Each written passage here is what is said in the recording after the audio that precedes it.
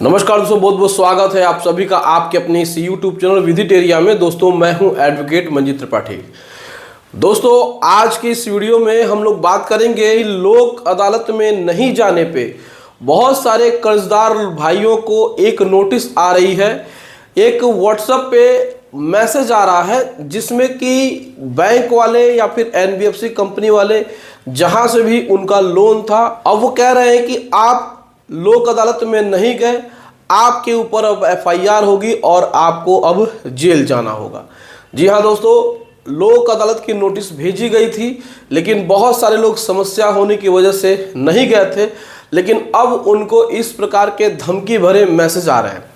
इस प्रकार से एनबीएफसी कंपनी और बैंक्स उनको अब ट्रीट कर रही है, उनके साथ इस प्रकार से व्यवहार कर रही है।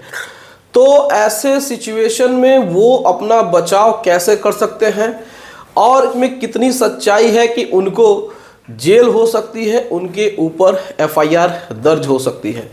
दोस्तों मैंने पिछली वीडियो में भी मैंने आपको बताया था कि बैंक इस प्रकार की हरकतें कर सकते हैं, आपको एफआईआर दर्ज करने की धमकी दे सकते हैं, आपको पुलिस की धमकी दे सकते हैं, आपके खिलाफ झूठा मुकदमा दर्ज करने की भी वो धमकी दे सकते हैं अगर आप लोक अदालत में नहीं जाते हैं। देखिए, लोक अदालत में वो आपको क्यों बुलाते हैं? लोक अदालत में वो आपको इसलिए बुलाते हैं कि उनकी मंशा होती है कि लोक अदालत में वो अपने मन मुताबिक आपके साथ सेटलमेंट कर लें। एक बार वो जो सेटलमेंट कर लेते हैं लोक अदालत के पेपर पे, यानी कि लोक अदालत का मोहर अगर इस पर लग जाता है तो फिर उसको आप दुनिया के किसी भी कोर्ट में अपील नहीं कर सकते हैं। तो इसी बात से वो चिढ़े हुए हैं कि आप लोक अदालत में नहीं गए, अब हम आपके ऊपर लीगल एक्शन लेंगे, एफआईआर दर्ज कराएंगे, आपको जेल होगी, आपके खिलाफ वारंट कट जाएगा और फिर कोई भी आपको नहीं बचा पाएगा। तो ऐसे कंडीशन में लोग डरे हुए हैं, लोग मैसेज कर रहे हैं, लोग ये जानना चाह रहे हैं कि क्या ये संभव है, क्या ऐसी चीज़ें हो सकती हैं।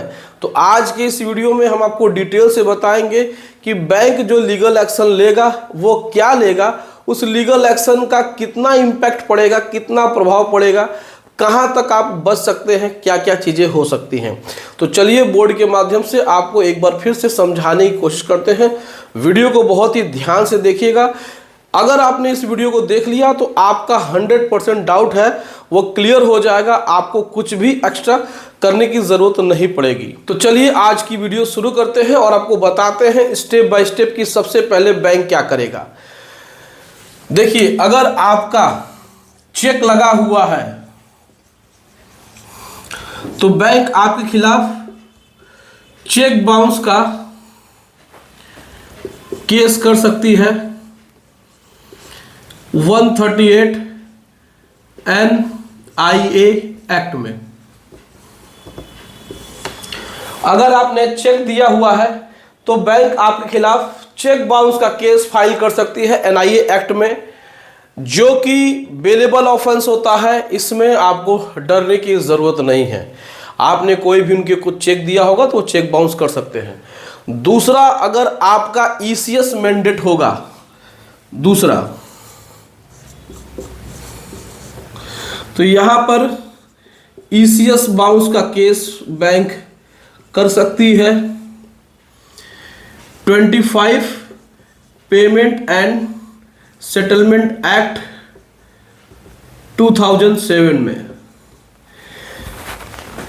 ECS बाउंस का केस जो होता है वह आपके चेक बाउंस के मुकदमे के जैसा ही होता है। जिस तरीके से ट्रायल होती है उस तरीके से ट्रायल इसमें भी होती है। इसमें भी आपको एडवांस जमानत लेने की ज़रूरत होती है और ECS में भी आपको एडवांस जमानत लेने की ज़रूरत होती है। एडवांस जमानत,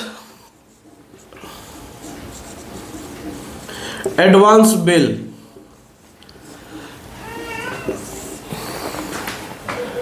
एडवांस बेल लेने की जरूरत होती है। क्यों?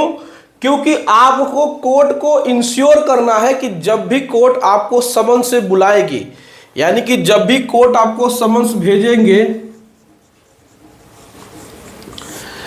तो आप इस समन्स पे अपीयर होंगे और कोर्ट के सामने उपस्थित होकर के अपने मुकदमे को लड़ेंगे। इसीलिए ईसीएस और चेक बाउंस के मुकदमे में आपको एडवांस जमानत लेने की ज़रूरत पड़ती है। दूसरे केसेस में क्या होता है, आपको जमानत लेने की ज़रूरत नहीं पड़ती है जो बेलेबल होते हैं, लेकिन यहाँ पर आपको बेल बॉन्ड भरने की ज़रूरत पड़ती है।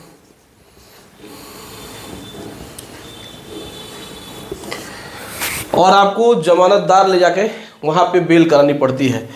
तो यहाँ पर बैंक यही दो मेनली केस करते हैं। इसके अलावा भी बैंक दो केस और करते हैं जो कि आपका है आर्बिट्रेशन और एक आईपीसी की जो धारा है 406, 420, 467, 468, 469, 71, 120 बी, ये जो धाराएं हैं इसमें बैंक केस फाइल करती है। आपको बिल्कुल डरने की ज़रूरत नहीं है, इसमें भी हम आपको बताएंगे कैसे आप बच सकते हैं। अब इसमें जो तीसरा बैंक करता है वो है आपका आर्बिट्रेशन।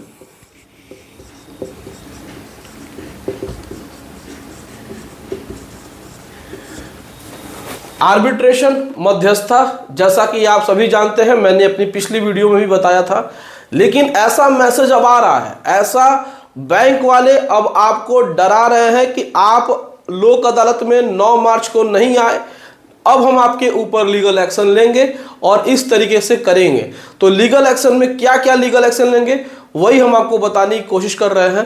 तो तीसरा आपका हो जाएगा आर्बिट्रेशन। इसमें होता है अवार्ड, अवार्ड का एग्जीक्यूशन वो कराएंगे आपके सिविल कोर्ट में। चौथा है इसमें आईपीसी, इंडियन पेनल कोड में आपके ऊपर सेक्शन 406, 419, 420, 467, 468 और 120 बी, इन धाराओं का मतलब होता है षड्यंत्र रच करके, पैसा ले करके, पैसे का गबन करके और पैसा नहीं लौटाने का, इन सारी धाराओं का मतलब यही होता है। तो बैंक मेनली इस प्रकार की चीजें कर सकते हैं आपके साथ। अब इसमें क्या है कि जो मैंने आपको बताए हैं ये जो धाराएं हैं वो बेलेबल ऑफेंस है, और ये जो आईपीसी की धारा है, लोन के मैटर में ऐसी धाराएं नहीं काम करती हैं, लेकिन बैंक इसमें केस फाइल कर सकते हैं। केस फाइल करने से किसी को नहीं रोका जा सकता है, लेकिन ये अगर आप इसको हाई कोर्ट में सीआरपीसी की धारा है, सीआरपीसी की धारा 482 के अंतर्गत अगर आप इसको चैलेंज करते हैं तो ये रद्द हो सकता है।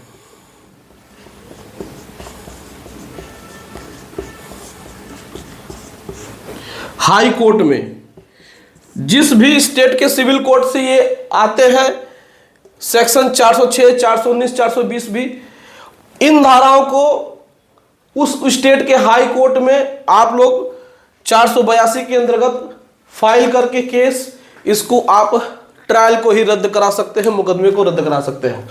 तो बेसिकली बैंक इसी प्रकार की चीजें करता है और इसी में वो आपको डराता है। आपको डरने की जरूरत नहीं है। ये सारी जो धाराएं हैं वो बेलेबल धाराएं हैं, इनमें किसी प्रकार से क्रिमिनल प्रोसीडिंग्स नहीं चलेंगी, क्रिमिनल ट्रायल्स नहीं चलेंगे, तो आपको इसमें ज्यादा नुकसान नहीं होगा। लेकिन आप लोग लोक अदालत नहीं गए, इसीलिए बैंक्स और एनबीएफसी कंपनीज आपको इस प्रकार के मैसेज भेज रहे हैं। आपको बिल्कुल भी डरने की जरूरत नहीं है। आप हमसे जुड़े रहिए। जो भी आपको मैसेज आते हैं, नोटिस आती है, आप हमको व्हाट्सएप नंबर पे जो स्क्रीन पे दिखाई दे रहा है, आप वहां पे इसको सेंड करिए डॉक्यूमेंट, और हम आपको लीगल एडवाइस देंगे कि कैसे आप अपने केस को फाइट कर सकते हैं और कैसे आपको जस्टिस मिल सकता है। तो इस प्रकार से ही बैंक आपको मैसेज करके इसी लीगल एक्शन की बात कर रहा है। तो आई होप कि आपको ये समझ में आ गया होगा कि बैंक क्या क्या लीगल एक्शन ले सकता है। तो दोस्तों वीडियो अच्छी लगी हो तो वीडियो को एक लाइक ज़रूर करिएगा। लाइक करके थोड़ा सा हमें मोटिवेट ज़रूर करिएगा कि हमारा ये जो प्रयास है वो आपको अच्छा लगता है, और हमारे इस वीडियो को शेयर भी कर दीजिएगा और हमारे इस चैनल को सब्सक्राइब करके हमें सपोर्ट ज़रूर प्रदान करिएगा। चलिए मिलते हैं अगली वीडियो में एक नए टॉपिक के साथ। तब तक आप अपना और अपने पूरे परिवार का ध्यान ज़रूर रखिए। Thank you so much. जय हिंद दोस्तों।